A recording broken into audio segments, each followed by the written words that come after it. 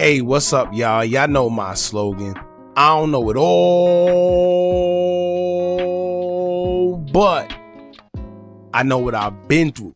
Now, before we get into this video, make sure you check us out on Patreon at www.patreon.com/Hookah Anonymous _. You guys been telling us to create one for the longest, so we recently created a community where we will upload videos that we can't share on YouTube due to their guidelines, but we'll also be dropping the latest to there first, behind the scenes information that you wouldn't find anywhere else on our socials. So make sure you become a member, and after you do that, head over to our official Instagram page at Hookah Anonymous _ and follow us there. Now without further ado, let's get into what you guys came here to see. Now, see, this goes all the way back to Von Off 1700, claiming that your lyrics and interviews can't be used against you in the court of law. Well, we're seeing it happen right before our eyes, and there's been countless times where the government have been using social media content to prosecute individuals. Now, whether it's stick or not, whatever you put on social media can and will be used against you in the court of law, and it's enough to get you indicted. I don't know about y'all, but I don't know anybody that want to even be caught up in the process of going back and forth, fighting indictments, especially people who may not even be able to afford to bail out when the time comes. So the best way to avoid even being tied up in any of it is to just refrain from putting anything that can incriminate you on social media. As easy as that sounds, for some people, I don't know what it is, but it's been the hardest thing for these rappers to do as of lately. Whether it's going live and saying too much, posting on your story or close friends that you think nobody sees, or just mentioning too much in your song lyrics. While you think you're trolling the ops, you have to remember that it's not just them watching, but it's also the police. There's people like Von Off 1700 that went to No Jumper and said that the feds can indict you for anything you say in songs or interviews, but yet I can name at least 5 rappers already that we publicly seen have their music lyrics or social media content used against them in their case. You have Casanova 2 times, Young Thug, Melly, K-Flock, now you have the latest, Lil Durk. See how easy that was? Now they tried the song lyrics with Lil Durk at first, but as y'all know, Durk have a hell of a lawyer who goes by the name Drew Finland, and he quickly debunked their allegations, proving that the lyrics they chose to use against Durk was created long before the shooting involving Lul Pab, in which he's accused of being behind, as prosecutors claim he paid for the hit to target Quando Rondo, but his cousin Lul Pab was struck and unalive instead in the process. Durk's attorney got the producer of the song they claimed was trolling Quando Rondo, and he testified that the song they're alleging was a shot at Quando was actually created 7 months before the shooting even took place, proving that it was impossible to be targeting Quando or Lul Pab.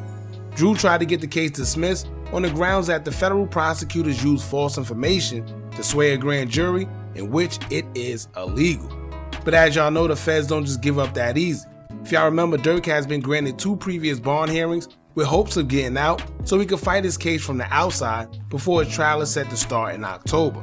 The first one in December he was denied, the second one that was granted in April he was denied yet again, and now it's been stated that he's been granted another bond hearing date. Now before I continue, let me tell y'all that this is the first time I ever seen something like this. I never seen someone get not 1, not 2, but 3 bond hearings in less than a year.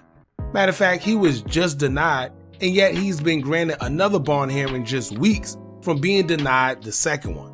Now maybe it's just me, but if y'all ever heard of something like that, let us know in the comments. Some of y'all are gonna say, oh, it's because he got money, but I don't know. Something don't smell right if you ask me. However, his trial was originally supposed to start in January of this year, but for whatever reason that wasn't made clear to the public, it was pushed back to October of this year, and suddenly we're seeing him be granted all these bond hearings.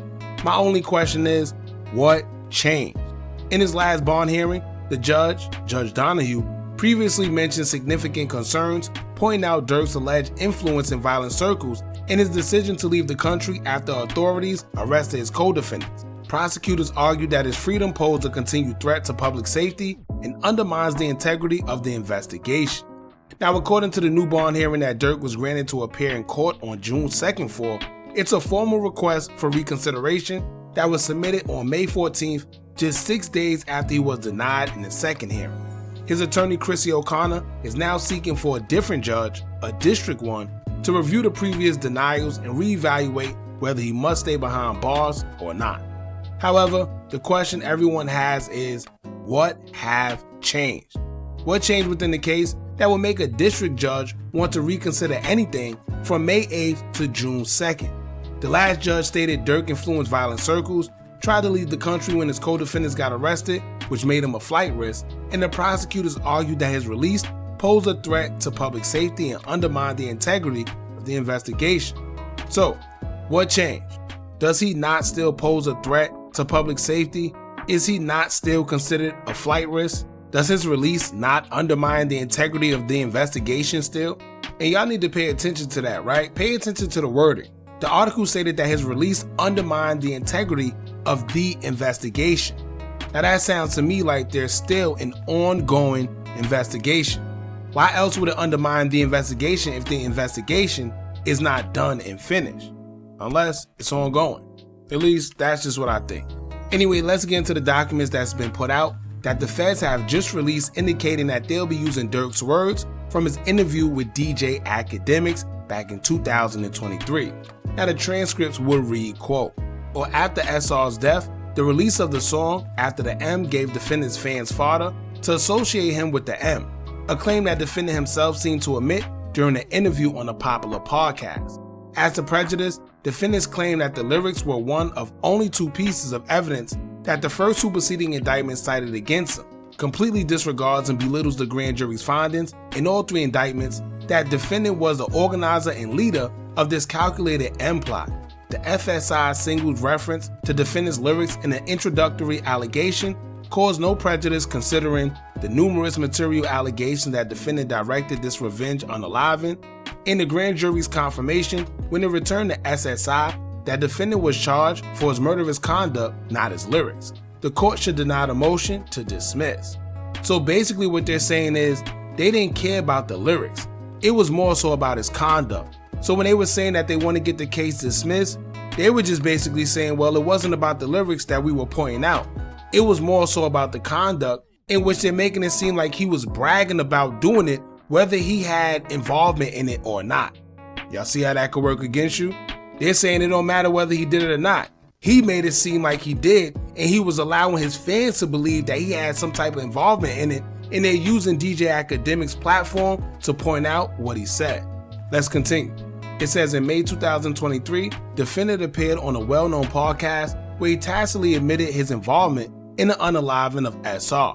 Specifically, after being asked about his rivalry with TB, in a response to the interviewer's question about whether the defendant was triggered by the Sly for Vaughn comments, a reference to sliding or exacting revenge for OTF member DB's death.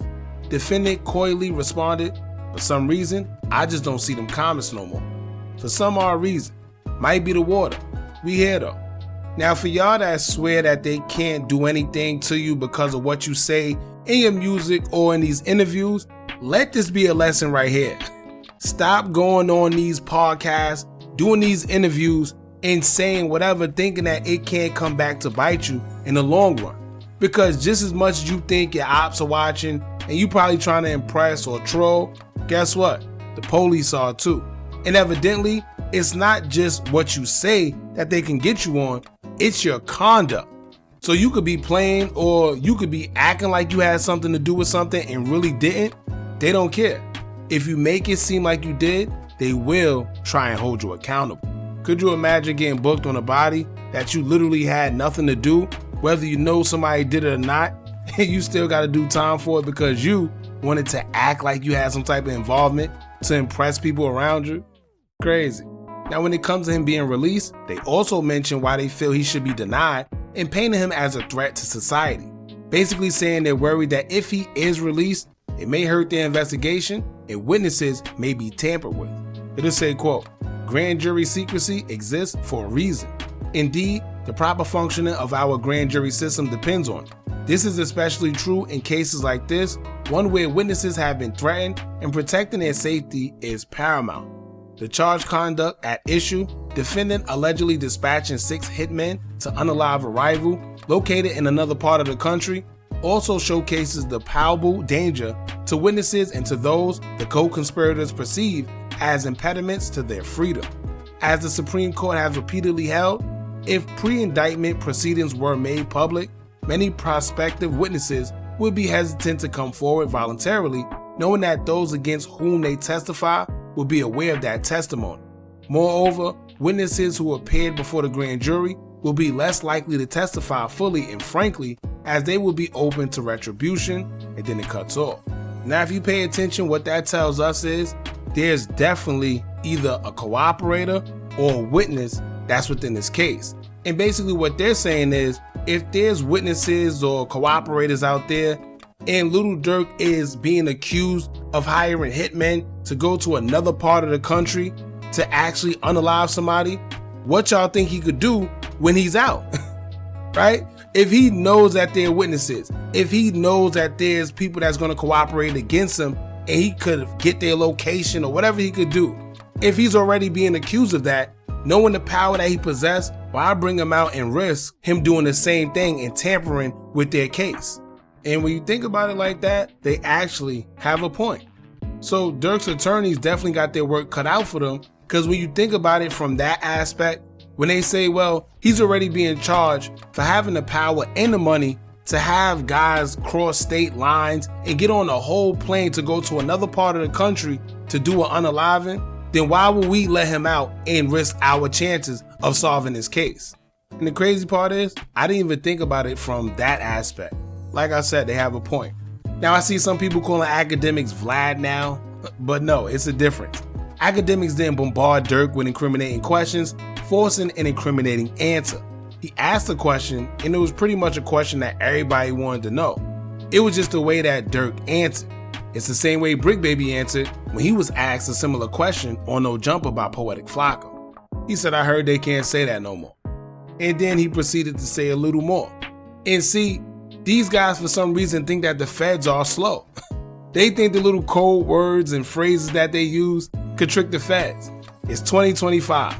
The feds either know the slang already because a lot of them new police officers are young and some of them are really from the hood. If not, they just know the slang because some of them even grew up engaging in the drill culture as fans. But then you have those that it's their job to know intel about the culture. I mean, some of these guys are literally getting paid six figures to actually find out about what's going on within the street. So what you think they're doing? It's literally their job. Or they pay snitches a very, very good salary for them to tell them everything they need to know. So it's different because it's not like back in the days. Now snitches are paid salaries to tell and don't even have to work a job, and you will never, ever know. Crazy. Now, as you can see, the feds is working overtime on Lil Durk because if y'all notice, every time it seemed like they are making arrangements to get him out, they come with something. First, when he had the first bond hearing, they brought out the sealed indictment for the unaliving of Stephon Mack. Then the second time, they hit him with another stalking charge to compound on top of the Lul Pab case. Now, once the third bond has been granted, they come out almost immediately with this information. And this is why I say the feds have more tricks up their sleeve, because we're only seeing this because they're doing their best to keep him inside. But I could bet my bottom dollar that these things are just the tip of the iceberg, and they're waiting for trial to really unravel everything that they have. They're speaking like they have witnesses, they're speaking like they got cooperators, so I guess we'll just have to wait and see. And for y'all that's confused about all these bond hearings, just know that this is for the release before trial. It has nothing to do with him being totally dismissed from the case itself. So keep that in mind, man. But that's pretty much it. Y'all jump in the comments. Let me know if y'all think this will hurt Durk's chances of being released on bond or not. Also, let us know if y'all think he will be granted a bond come his date on June 2nd. Don't forget to like, comment, share, and subscribe. Hit that bell so you're notified every time we drop new content. And remember, as long as you keep on watching, I'ma keep on dropping. And I'm out.